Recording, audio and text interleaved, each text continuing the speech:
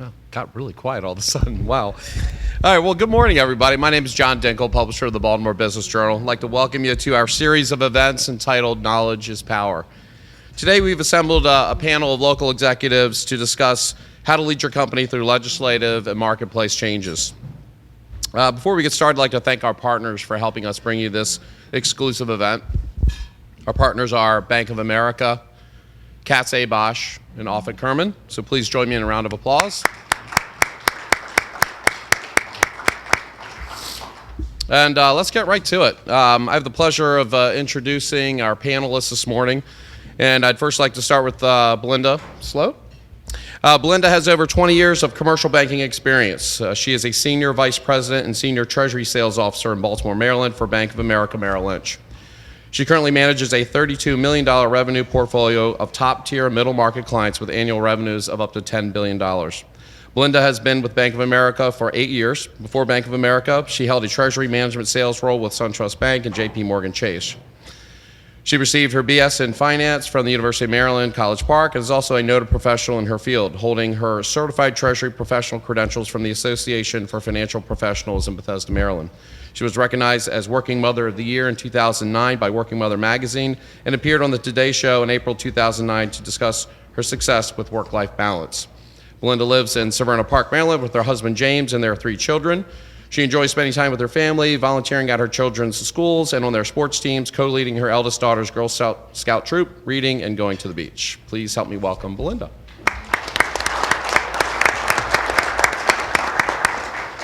Our next panelist is Michael Gentry. Mike, a shareholder with Katz Bosch, joined the firm in 1998. Mike serves as co-chair of the Construction Services Group and has provided accounting and tax services to contractors and construction firms for more than 15 years. In addition, he services closely held businesses in the distribution, healthcare, and transportation sectors. A dedicated professional, Mike holds the prestigious distinction of Certified Construction Industry Financial Professional, a certification held by less than 30 professionals in Maryland and less than 850 professionals in the United States. He is also a CCA Certified Construction Auditor.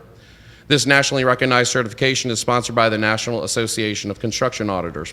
He applies his knowledge of the latest trends and changes in the construction industry through writing articles helping clients achieve their financial and personal goals. Please help me welcome Mike.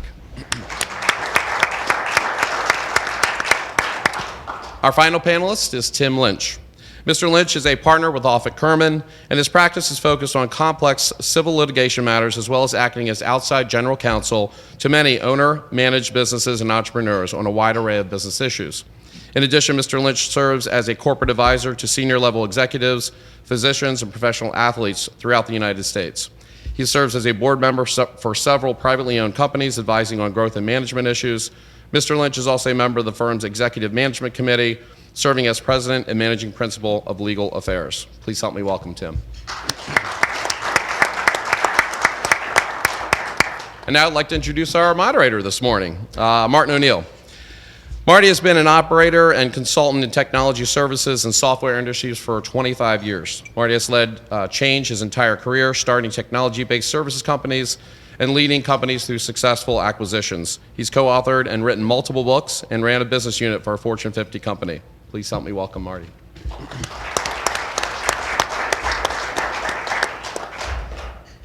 Good morning. So let's just talk about format for just a second so you can get comfortable with your coffee and your breakfast.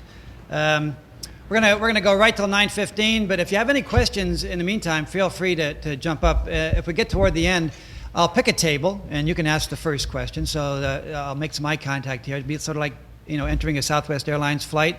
If you don't make eye contact, the guy's not going to sit next to you. So I may make eye contact with that table or that table. So to be prepared for your first question. We have a distinguished panel here that can cover a lot of topics. So please don't leave here this morning and not get your question answered. We really have a wonderful opportunity to make sure we can tap into the knowledge of a very experienced panel. I want to make sure you have that. I had a conversation recently with a CEO, and he suggested that he was thrilled that 2013 was behind him. As we sort of we sort of come into the end of the first quarter of 2014, we look back a little bit over the last 12 months, and we think about sort of what happened. Detroit, one of our largest cities, files bankruptcy. We've had a government shutdown. Some of you folks have probably experienced the challenge of sequestration.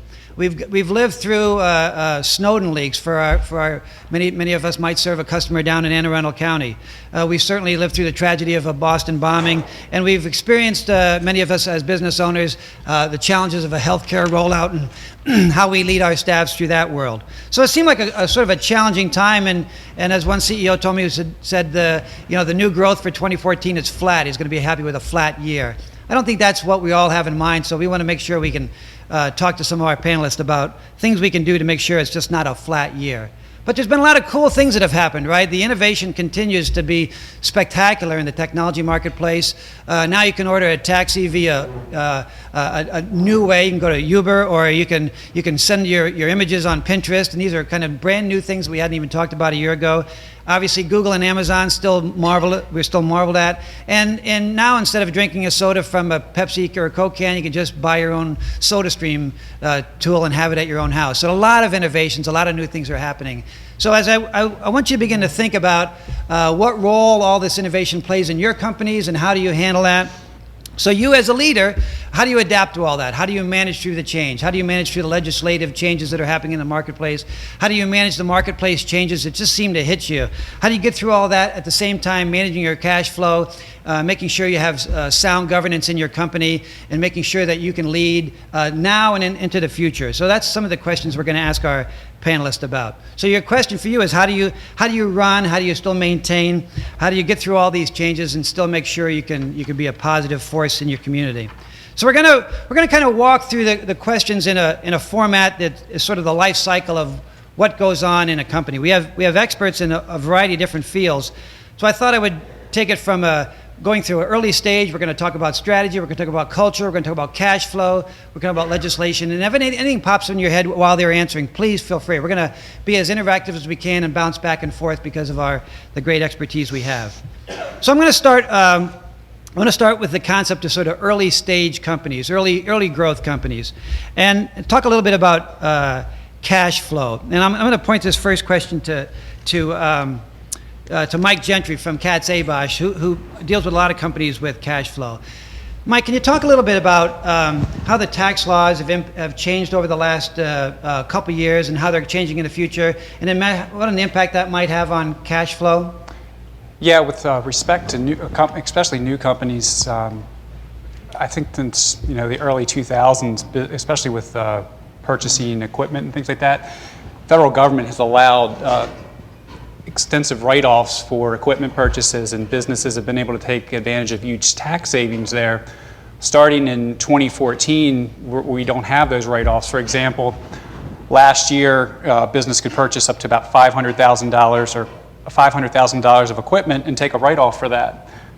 Now in 2014, that write-off's no longer there. It went down to $25,000.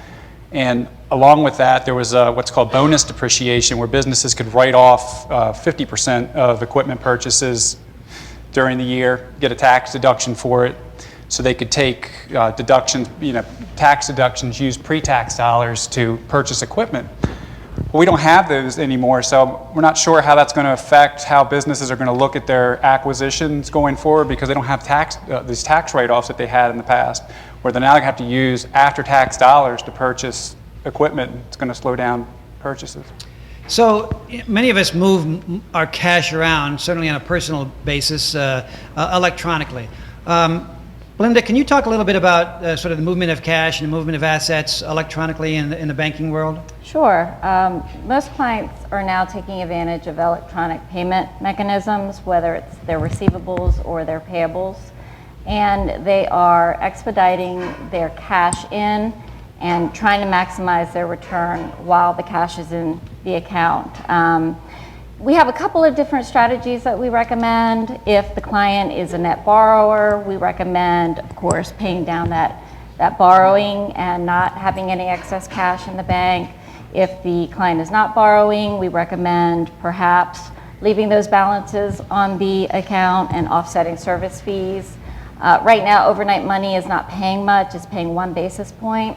So with the bank earnings rate, which is a soft credit to offset service fees at about 15 to 20 basis points, you can actually make more offsetting your service fees than investing your cash. Okay.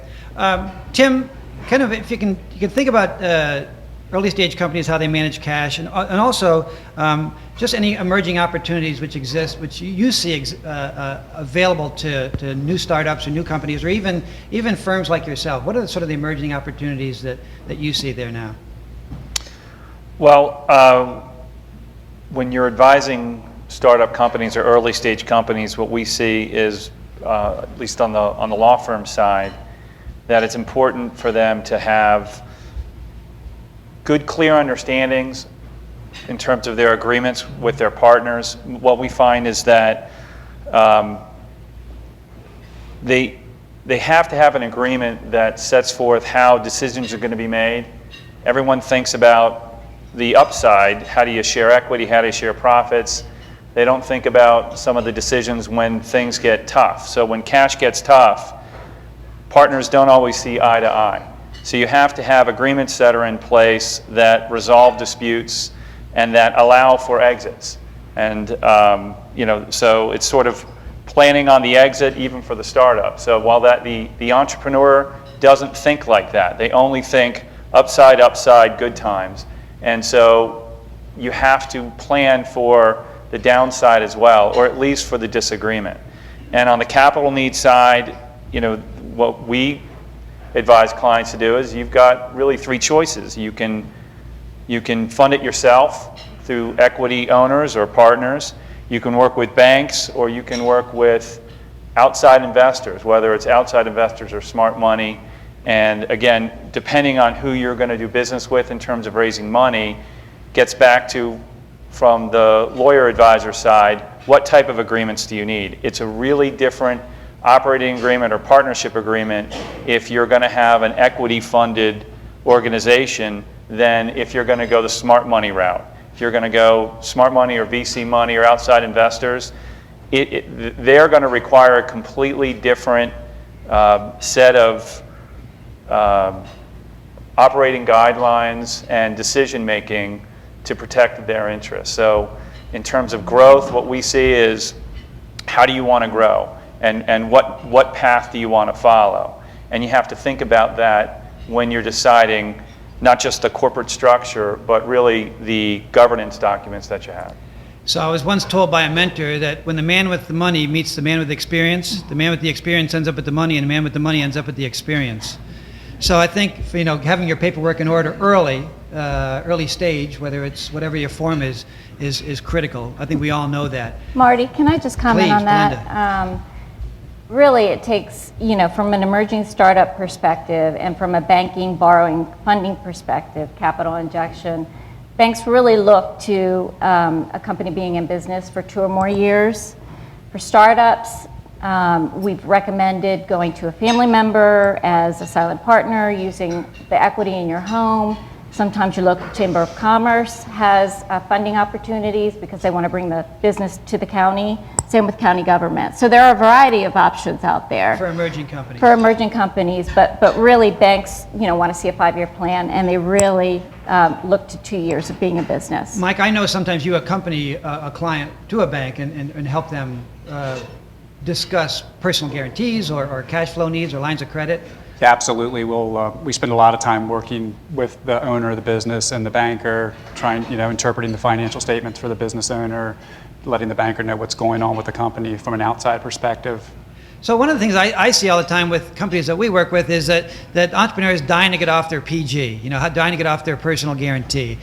What's the path that they have to take, anyone, to sort of begin that path? I'll let you take that. So normally what we see, and I'm going to try and speak more from the bank side, because in order for somebody to not, from what we see is somebody not have to get a personal guarantee, is they have to have a very, very strong company, a very solid balance sheet, where that company is going to be doing basically doing the guarantees. Most of the time, I think a startup company is not going to be able to get a loan without a personal guarantee, and that's usually going to involve the owner of the business as well as the owner's spouse. They're not going to. It's very unusual that they would get away with their personal guarantees unless they have a lot of means. Okay. Highly liquid. Linda, anything to add to that? Well, yeah, I mean, liquidity is a factor. So if the company's highly liquid going in, or they have a lot of capital to start the business, then, obviously we recommend going the cash route to fund the business versus borrowing, if they can do that. But, definitely just to piggyback on what Michael said, banks really look for a pattern of established business history before they'll look to lend. And, sorry, but given our, the recent economic circumstances that we've been in, getting out of personal guarantees it's not likely. Yeah. There's a pipe dream. I don't know if it's a pipe dream. I mean, you can negotiate. I'm sure Belinda can comment on this too, but you can probably negotiate into your loan agreements that if there's certain equity requirements met, or if it's a real estate loan, if there's certain loan to value ratios met, then maybe the guarantees can be removed. Okay. But initially, I don't think you're going to get out of it. Tim, for your perspective? So I generally agree with that, certainly for the startups and the emerging businesses. But what we try to do is negotiate a burn-off, or that over time, when you hit certain metrics, the guarantee will come off either on a percentage basis or over time. So if it's a 5-year guarantee, and if you've got a strong enough balance sheet, they may agree to that. But we also look at it more from a holistic approach and tie in the overall planning for the owner. So it isn't just about starting the business and negotiating with your bank to get the line of credit and the guarantee, but we'll also look at it from a overall planning perspective and see whether or not we want to implement some asset protection, which the banks may not love to hear, but what we want to do is limit their exposure. So it may mean that we want to retitle certain assets that are outside whatever the guarantee is, so that if something goes poorly down the road, they do have assets that are shielded from creditor claims. Okay. Again, if you have thoughts or questions, or something that's burning question you might have, please just raise your hand. We'll find you. Let's talk a little bit about market expansion and how we grow. Most of us are interested in a top-line growth. Maybe that's even a new product line or new service offering or a geographic expansion. Talk a little bit about even leaving our shores. Belinda, can you start? What kind of companies would begin to think about banking internationally, and what pitfalls are around that? Well, international banking, at least for the larger banks, is our largest area of growth right now. And what we're seeing companies going into what we call emerging countries like Brazil, India, China to some extent. The thoughts really are sit down with your banker first and think about what you plan to do in that country. What type of business are you? We'll ask you, are you registered in that company? Do you have a 5-year plan? We'll discuss the potential for trapped cash issues, especially in China and Brazil. It's very difficult to get your money out. I had a client who was advised by his CPA firm to, do a capital injection from their USA account of $4 million, and they didn't realize the trapped cash, and it took several months for them to get their money out of the country. Had they talked to their banker first, we could have advised against that. So. It really is knowing the country first that you're going to do business in, talking to your banker second. Mike, can you add anything to that around sort of any of the pitfalls and opportunities you see in geographic expansion, probably more regionally from your point of view? Yeah, the clients I'm dealing with are more in the Mid-Atlantic region, and what we're seeing is clients in this area, and I'm talking more from the construction area, contractors coming in from out of town and flooding the market with competition, so gross profit margins are dwindling or just not there. So that's causing our clients to have to expand into Virginia, Delaware, West Virginia, Pennsylvania.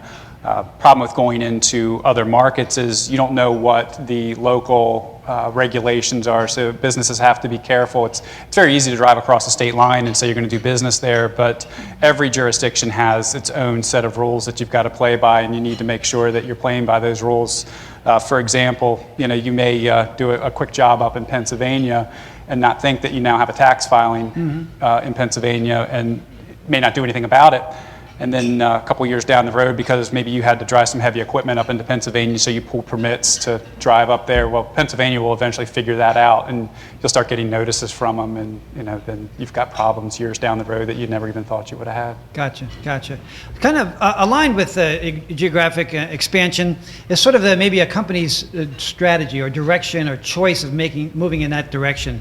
Tim, I'd like to pose the next question to you, and it's around a sort of managing and leading growth. What have you seen for your clients, and how have you seen them managing growth and maybe ensuring that that's just going to continue? Is there best practices around sort of the strategy around growth and a direction of a company? That's kind of a loaded question in terms of ensuring that it's going to happen. But look, Offutt Kerman as a firm likes to operate like a business, and we try to practice what we preach. So what we tell our clients is that if you want to grow, you have to have a vision and a strategic plan.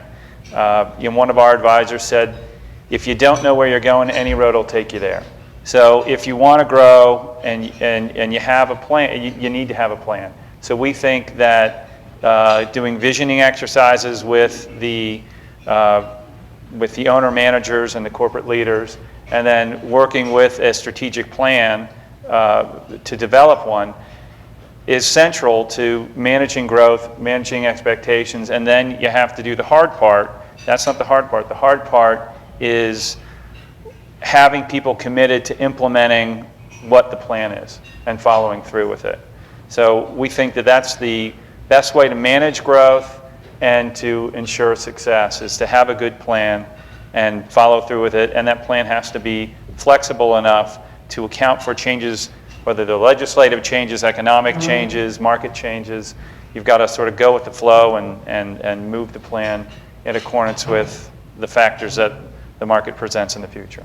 Sometimes we see in the companies that we work with, it's sometimes the CEO or the leadership has one vision or direction, and that's not always communicated clearly to everyone else. So another best practice perhaps is making sure that everybody sort of gets that vision, gets that purpose, gets that direction. So a challenge that you might have is just walk around your organization and see who inside your organization has the same vision that you have, and can they be flexible, and can they share the changes they see in the marketplace and bring it up to the senior leadership. Any other thoughts on direction, strategy, and vision, maybe from Belinda or Mike? Well, I think as far as communicating the vision from the top down is, the key there is to have, at least annual retreats, monthly meetings amongst your manager groups, and even your staff groups, so everybody knows what's going on with the business. A lot of times these days we see so much is involved in social media. The technology trends are changing. Let's talk a little bit now about sort of what's going on in social media, how you may use that for managing change, understanding the change, finding out what change may be happening so you can set your company on the right direction. A lot has changed. Some of you may have made a business transaction on your cell phone sort of on the way in here. At least you used your phone to find the place. Belinda, can you talk a little bit about the technology changes and how people are using technology and cell phones to do the sort of the everyday banking or even futuristic banking? Sure. So as a result of 9/11, when the planes were grounded and kind of had a ripple effect on money movement in the world, the Federal Reserve passed a law that banks could now receive images of items and transmit them electronically, and they would clear. And what that has evolved into is essentially smartphone or online banking. So from a consumer perspective, you can take a picture of the check, it will be deposited into your account, you can place stop payments, you can look at your balances, your transactions. From a commercial perspective, we're still getting there. We have to wrap our brain around the risk or potential risk for payments because of the fraud liability, but commercials can now access their balances and their transactions. They can approve wires if wires need to be released. So there is limited money movement available, but I expect there's going to be more to come. Tim, can you address social media and technology and the role that it plays in growth and direction? And also, from a legal standpoint, Belinda touched a little bit about liability and fraud and sort of the maybe the fear factor that some business owners, entrepreneurs might have in sort of going that direction? Sure. What we found with our clients that traditionally social media has been an important part of marketing strategy for only certain segments of the marketplace. But what we find now is that we're telling our clients that there aren't any businesses that can ignore it now. I mean, even our own, a law firm, which is traditionally not the type of industry where you would expect social media to be an important aspect of the marketing or the growth plan.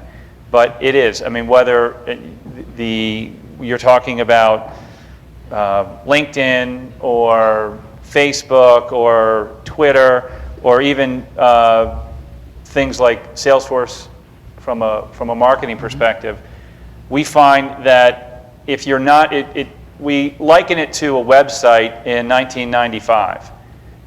If you didn't have one in 1995, it wasn't terribly unusual. In 2005, if you don't have one, you're not a real company. And we look at social media the same way, and we're telling all of our clients, you can't ignore it. It doesn't matter what business you're in. You have to have a social media presence. You have to have a website that recognizes that social media and smartphones and tablets exist. And then taking it to the legal side of it is that you have to educate your sales force and your people about the risks associated with social media, and you need to consider adopting policies. It doesn't matter whether you're three employees or 3,000 employees. You have to develop policies and communicate them to all of your people about the risks associated with that in terms of data security and revealing information about you, your company, on the social media risks. I can tell you, our lawyers are lecturing, if not weekly, monthly, on the best practices when it comes to internal guidelines on social media policies. Please. It seems every week you hear about another data breach, large companies like Target, recently the University of Maryland, and they always say it's limited and then due to fine it gets worse. So what can a small business do to protect itself against these data things? Just let me make sure that as we get started in the Q&A, did everyone hear that? Was that, or do I need to repeat and recap? Did you hear that back in the corner? Okay, so Well, I can tell you. Tim? I can tell you what we do and what we tell our clients to do. So, again, everybody now has IT issues, and most of our clients outsource that work. They don't have enough revenue, and it's not a big enough. They're not a big enough organization to bring their entire IT structure in house. So, but whether you are, we do have in-house IT. But whether you outsource it or whether you're doing it internally, you've got to make sure that your IT people, that this is on the front of their mind. And what we do is we periodically will go through and have a third-party vendor come in and do a security check. And the bigger you are, the more expensive it is. But in terms of what we're telling our clients to do, is, it's a little bit like locking your doors at night and making sure your car door is locked. It's not enough simply to have a filter anymore. And, the bad guys are always one step ahead of the security people. So somebody once told me that locks don't keep out crooks, they keep out the honest people. Okay? If a crook wants to get in your house, they're going to get in. So the issue with data security now is making sure that you have locks to keep out the vast majority of those people, and then periodically checking to see that if somebody has gotten in, what do you need to do about it? And there are a scary amount of laws that are out there now that require reporting if there are these breaches. And that's really where we're spending more of our time with our clients, is educating them what to do when something bad happens. Howard Community College did a workshop about 2 weeks ago, and they suggested that smaller businesses are becoming more of a target in the security issue, because if you kind of kept in track of the target breach, that happened through a mechanical company. That was an HVAC company. That's where the breach happened. They went into the HVAC company, and then they got into Target. So perhaps you'll see, requirements for small vendors to have a more secure environment in order to do business with larger entities. Another question.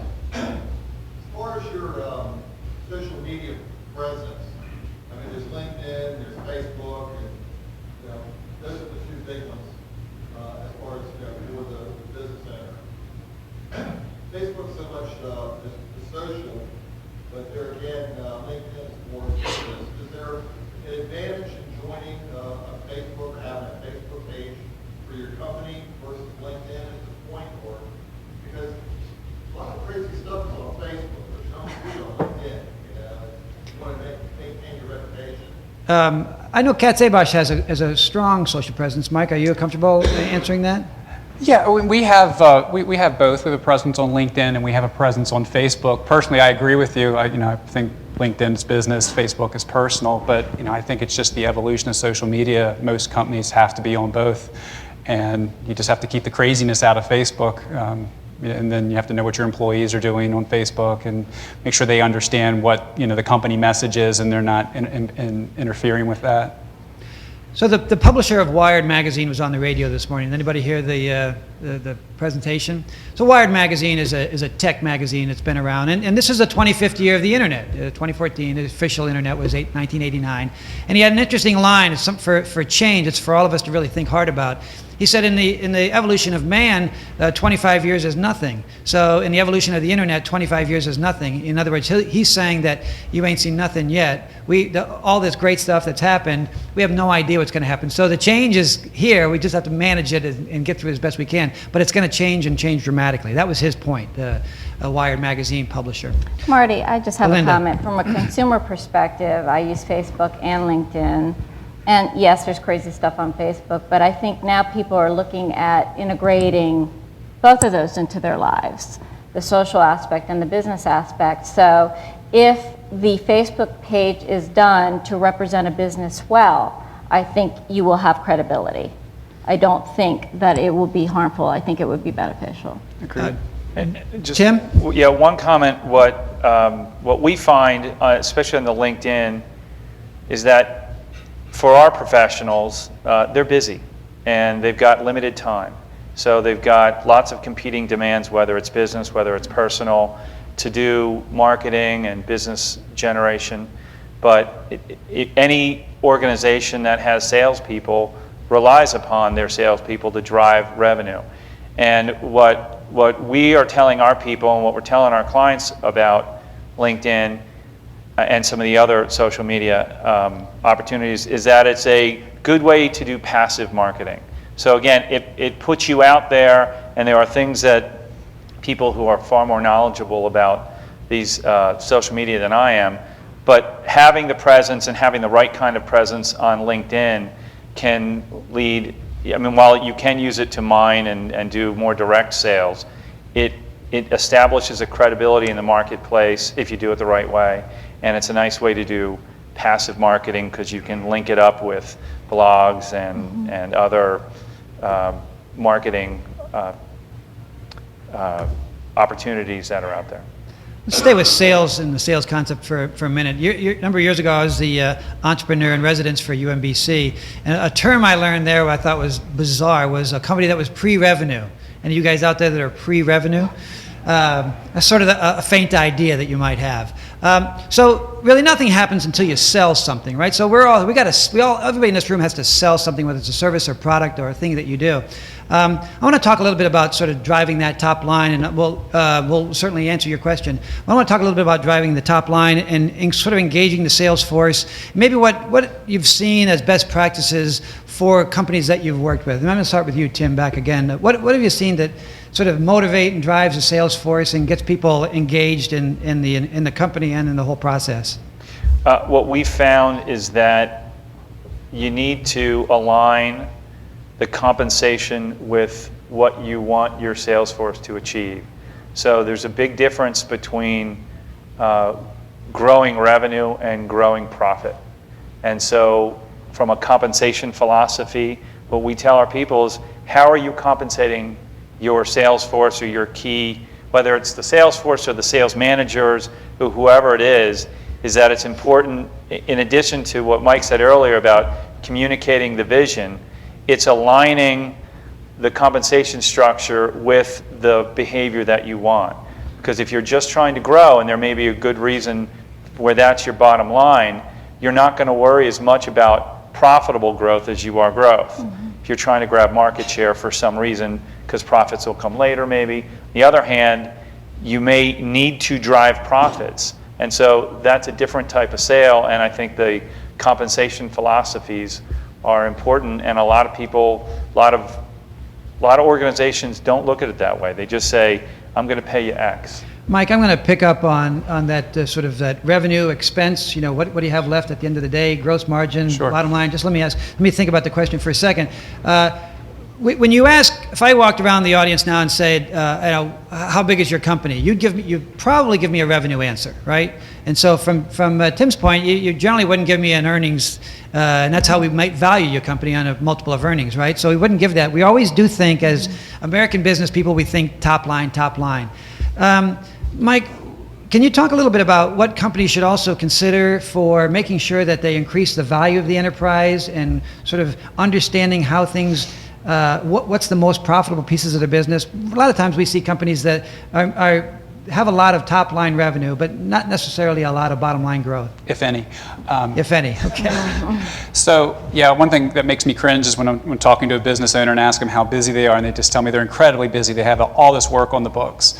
And then you ask them, well, how much are you going to make on that work? And they can't give you an answer. They're so happy they have work, and they never really sat down and thought about, was it even smart to take this job on? Are we going to make money? You know, maybe they need to make at least 10% on a job to meet all their expenses, and turns out most of their work's at 6%. Well, they're already behind the curve there. So a lot of times business owners are just, they put the pedal to the metal and go, but don't really think about what it is, the work they're doing. So top line growth's not always the smartest growth. It may be, more of focusing on what work we do well and how can we make it profitable. Any comment there, Belinda, from the banking point of view? Obviously, you can't send a revenue number. Income sometimes is a figment of your imagination from an income statement. Right. Well, we look at companies from a revenue standpoint because we have, just from a lending standpoint, we are cash flow lenders. So we want to be able to know what you're going to be able to pay back at the end of the day. And so revenue companies within a certain parameter, revenue fit a certain parameter of banking needs, and that's how we segment, and we can really identify and customize those needs to the size of the company. Belinda, I'm going to stay with you for a second here. Actually, I want to make sure I answer your question. Can you state your question?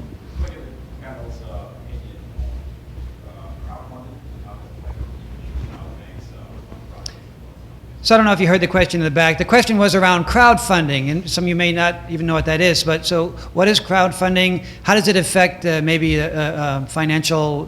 What a company might do to find resources, and how do banks view that? Maybe who would like to start?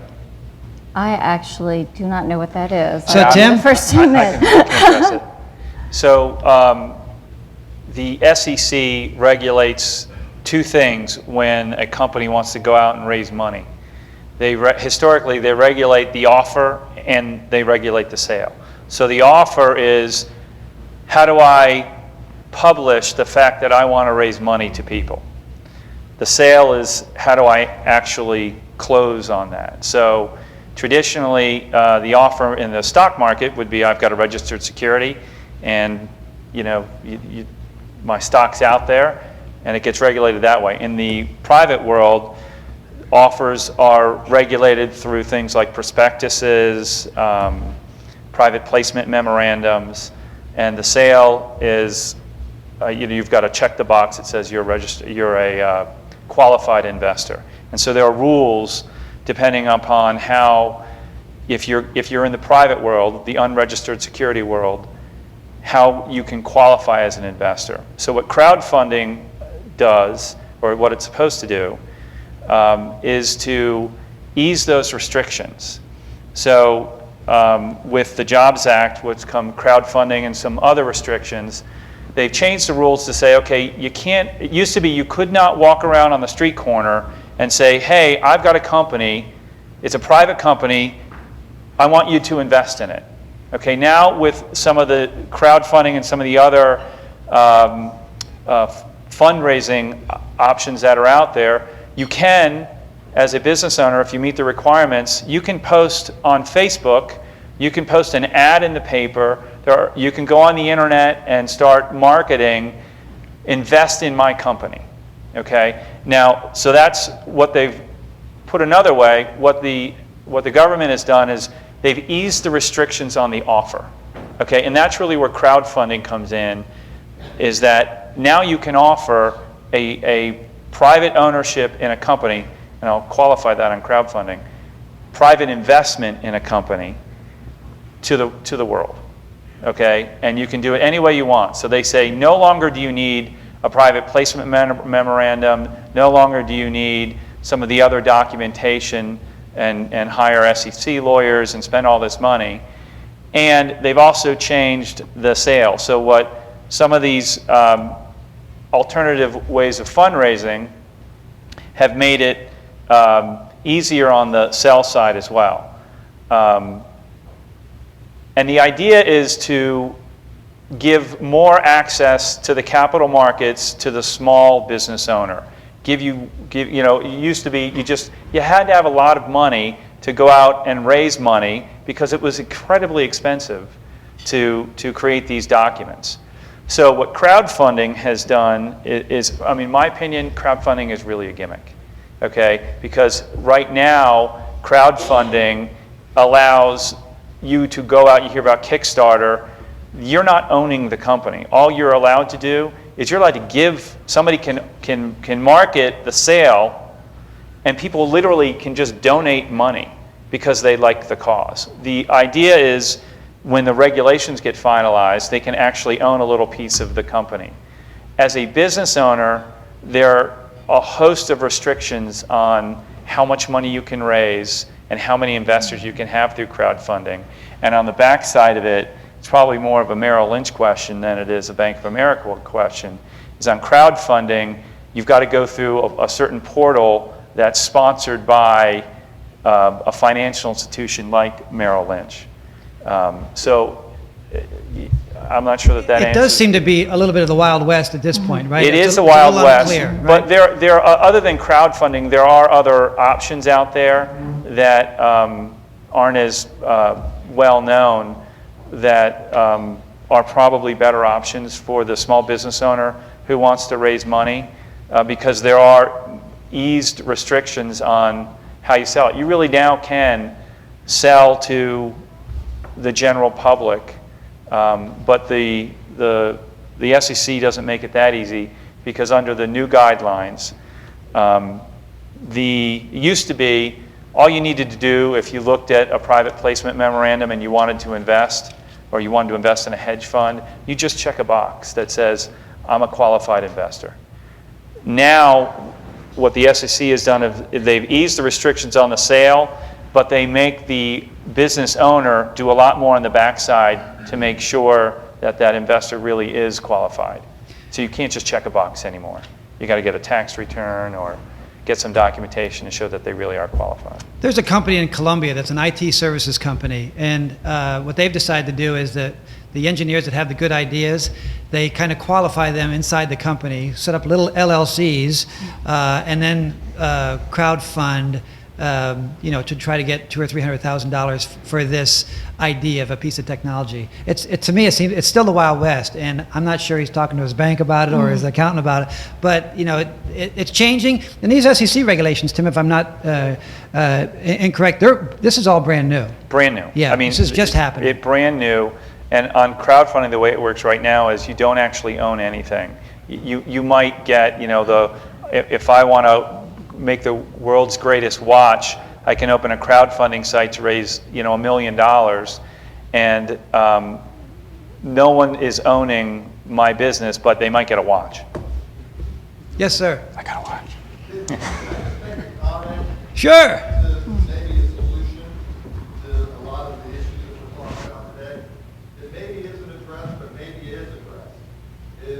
procurement outsourcing, where a lot of companies today may not have the necessary infrastructure in-house to look for cost-cutting ways to maximize profits. There again, there are companies out there, one in particular, that can go ahead and perform cost-saving measurements, assessing expenses, whereby if someone's looking to cut expenses, it might be a viable way. Right. Maximize profits. Have you all had any success with that, with your clients or anything of that nature? Linda? I can speak from a banking perspective. We do have solutions in place. I know I'm supposed to be bank agnostic, but many banks here do, where we help clients, extend their DPO. So from a procurement perspective, we encourage them to put all of their payables on a credit card, which extends their disbursement and adds to their payables float by about up to 70 days. So you can retain that money in the bank. You make the payments on the credit card platform. The company charges the credit card, but you don't owe the bank for another 30 to 40 days. And so that's a way for companies to save a lot of money. Okay, that's one way, but I'm talking about, like, for example, you serve, you generate your business through contractors, okay? Actually, when they have a job and they're trying to find every way possible to go ahead and cut costs through their expenses, have you had any success in that vein? Yeah, so what most contractors would do in that case is they're going to start calling their vendors and start beating them up on pricing and try to get them down to the lowest price, and then manage the overtime on the job, little if any, things like that. Those, for us as accountants, we're usually the first to see the results. So that's like shooting ducks for us, because we're going to see where the problems are. Why are you spending so much on labor? Why are you spending so much on advertising? And those are easy questions to follow up on. There are a few companies out there that do the expense reduction, so that's one angle that the business owners can look at. Question? Back to the high growth, changes in growth, or different ways of opportunity. The panelists had experience in selecting the right people, what measures they might use, whether it's testing or different ways of finding the right people to put in place to make sure we're executing the vision and So is this more around building an advisory team, or more around hiring the right kind of people? Okay. So Jim Collins, who's written a number of great books, Good to Great, and he has this great question that all business owners should ask themselves. If you had to do it over, would you rehire your same team? And I think that's the key here. If you had to do it over, would you rehire your same team? So best practices, concepts around, you folks go into businesses and you see if it's the right team or not. How do you counsel business owners and business leaders on that concept? From a banking perspective, we look for continuity, definitely, in leadership staff. We also look for a pattern of management discipline. We want to ensure that the company is executing on their policy. Those are definite measures of success for the bank. From a product introduction standpoint, we do beta testing, so we do a market sampling of our client base to ensure that we're delivering the right products to the market. And we will touch on those clients that we feel are very strong and very successful to make sure it's what the public wants. So I'll continue to ask this question with Mike and Tim, a little different angle. Earlier time in my life when I was looking for investors, it seemed like the investors always wanted to make sure I had a good idea and a good leadership team and a good plan. The leadership team was critical. So when you obviously from a banking point of view, the leadership team is important. How do they find these right people, and how do you know when you have the right folks on? It's a loaded question, I know, and it's not a definitive answer, but things you've seen, Tim, that have worked. Well, in terms of finding the right leadership team, again, I think we deal a lot with owner-managed businesses. So the leadership team is usually going to be comprised by the owner. So, and then the question is, where's the company in its stage of growth? Where's the owner in terms of what the owner's objectives are? So is the owner growing the business what are they doing with it? So most of our clients are growing their business to sell it. And so the question then becomes is who are you selling it to? Are you selling it to the employees? Are you selling it to your family members? Are you looking to be acquired? And so those issues are the central questions that we would ask underlying, okay, so then what type of management team do you want? And that gets back to my earlier question is if you're building to grow, what's your timeline? Because if you're trying to grab market share, all those things come into play. But once you've established those issues, then I think it's important then to look to see what's the right leadership team. And so once you've established those priorities, you've got to have somebody your leadership team needs to be on the same page when it comes to meeting the owner manager's vision and goals. And so is the cultural fit the right way? Are we compensating the right way? We also are strong believers in doing testing. So and there's a million tests that are out there, we prefer the behavioral tests. So whether it's the DISC tests that are out there, because they're generally easy to take. When the test taker doesn't see a right or wrong answer, you're not testing math. Mm-hmm. And so what we see is those tests come back with behavioral patterns. And so when you're the owner manager, if you are somebody who needs to be in control, it's probably a really bad idea to bring in a number two who needs to be in control. And there are testing mechanisms that are out there that will help guide you in making those hiring decisions. Mike, I'm going to ask you a specific question around bringing on the right controller or CFO, and sort of when is it time for that to sort of round out your team with a real financial expertise? I guess it just depends on the size of the company, and we certainly like to see our clients with a very strong bookkeeper, controller. Normally what we would recommend at that point is having somebody do the interview process for the company. And because if you're going to run an ad like that, you're going to get 500 responses, and you're going to get anywhere from somebody who's a Walmart cashier claiming to be an accountant.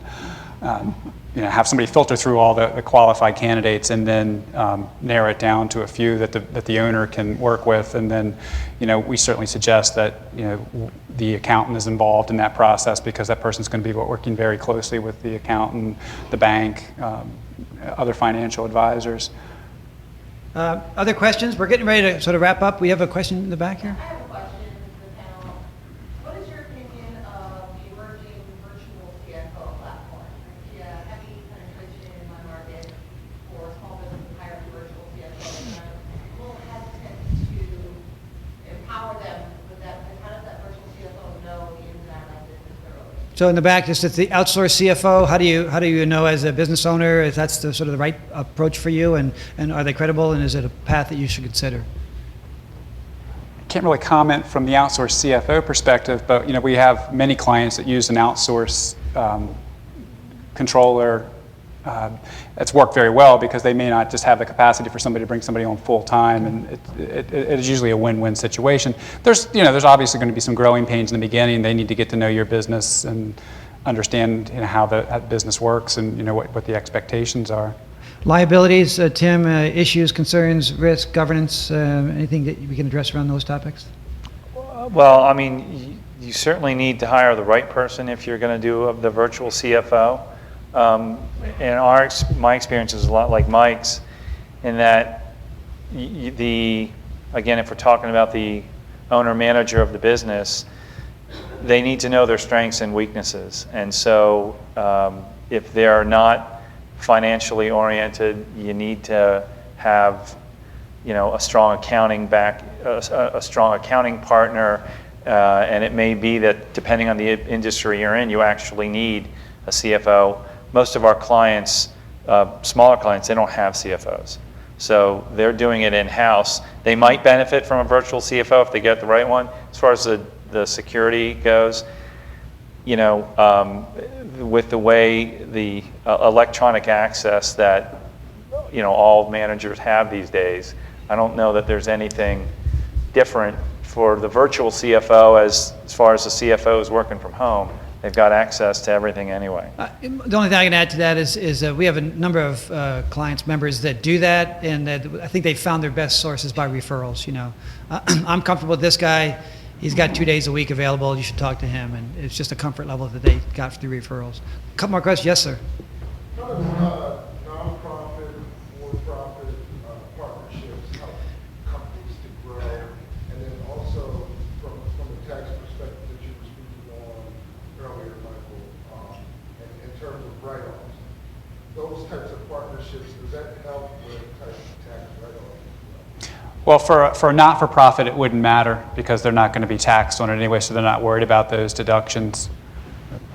But what I'm asking is, for instance, if a for-profit company, a construction company, partners with a nonprofit, purchases the equipment for a nonprofit venture, building a nonprofit, a new building for a nonprofit, or something like that, and does that in partnership with the nonprofit, perhaps hiring clients that the nonprofit might have, et cetera. Those types of partnerships where they're real partners on a particular venture. And does that help with tax write-offs, with bottom line, for the for-profit? For the for-profit company, they'd still be taxed the same way. So what I said earlier would still stand true. I'm just say Tim, yeah. where we see it, where we'll see physician groups and athletes are often interested in forming a not-for-profit arm to do something, whether it's charitable or they want to get involved in it, they want to get a research grant, and so they're interested in forming those things, and they may have somebody, a family member or a close person working for the not-for-profit as a way to shield some income. I'm not sure how effective that is. My personal experience is that it ends up usually being more hassle than it's worth unless you really have a lot of income and you're extremely dedicated to whatever the mission is. I'm not sure if I guess they're donating to their own charity Yes. and taking a charitable contribution for it, but Right. the family member that's working for the not-for-profit is still picking up the income that they're making in the not-for-profit. So. It sounds like it's something you don't go into casually. You probably need counsel on that from one professional or another. Is that fair to say? Absolutely. That's not a wing it kind of opportunity. Last question for the day. Who's got it? It's going to be a profound one. Yes, ma'am. And this is actually more for Belinda than for the gentleman, because you probably don't have the same issues that some of our ladies have. How have you found, well, let's have my first child. Congratulations. I'm wondering how you were able to find that work-life balance in the beginning. I realize this was Awesome question. now, but Yep. It's really important for those of us who are having children. Yep. Linda. Sure. I mean, it's multiple things. Having a strong partner support you, obviously. Leveraging. Are you saying that because he's here? Actually, he had to sneak out. Leveraging kind of, what I did is I leveraged my stay-at-home mom network. So if I had to go to work and my children needed to be picked up or taken somewhere, I knew I could call on a neighbor. I tell my friends, hire a wife if you can do it. So have someone come in to take the cleaning load off of you, take the laundry load off of you, if you can do that. Family members, I had my mom and my sister. I was very fortunate. So really building a network of support is very, very critical. And it really does hold true. It takes a village. Now, from an employer standpoint, it's asking that employer, what type of flexibility options do you offer? I'm very fortunate that I can work from home, but I also had to prove myself to do that. So it's a give and take relationship. I started out with my employer saying, can I work from home for 2 days a week? And, but this is what I'm gonna do. You'll always be in touch with me. You'll always be able to reach me. I'll be visible to you, et cetera, et cetera. So definitely it's, a team approach, without a doubt. And it is hard, I'm not gonna lie to you. It can be really difficult sometimes, but definitely manageable. Okay, we're going to wrap up, and we're going to wrap up with Baltimore Business Journal is going to come up and kind of wrap us up. But I just want to make sure I take you through a little bit of what we talked about. We talked about early stage companies and the things that they might have to do. We talked a little bit about how cash is king and how to make sure that in the new technology age we can move our cash around and know where it is. Managing and leading was a theme that we hit on. Also the social media technology, not to be, as Tim mentioned, not to be left behind. The change is going to keep on coming. How to drive our sales, how to consider what parts of our business are most effective and make the most money. What role does strategy and strategic planning play in all of this, and what are different sources and methods for raising capital? And then what we didn't hit, I was hoping we would hit, was culture. So maybe afterwards we can talk a little bit about culture. So I'd like to wrap up, but thank you very much and thank the panel.